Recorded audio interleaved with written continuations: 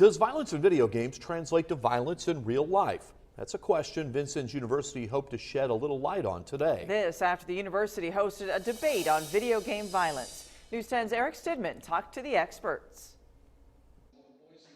There's a growing trend that violence in video games leads to violence in real life, but not everyone agrees. Vincennes University used that platform to talk it out. There is no relationship between the violence or the gaming that people do and the violence that we see in society.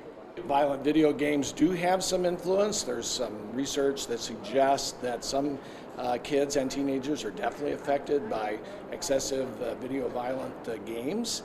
Adjunct Professor Mark Hill is a clinical social worker. He argues game content can play a heavy factor in a young person's decision-making ability. Some of the moral issues and some of the values that get portrayed in some of the games like Grand Theft Auto, where basically you're playing the person who is stealing, raping, and putting down women, and some of the values that are displayed in there are really kind of counter to what we would hope that our society would portray.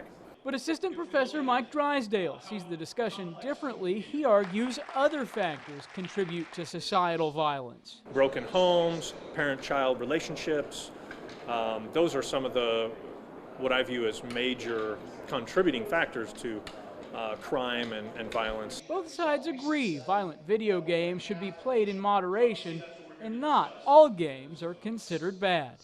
In Vincennes, I'm Eric Stidman, News 10. Experts say the best way to help kids separate reality from fiction is to limit game playing time. They also suggest parents keep an open dialogue with children about what the violence means.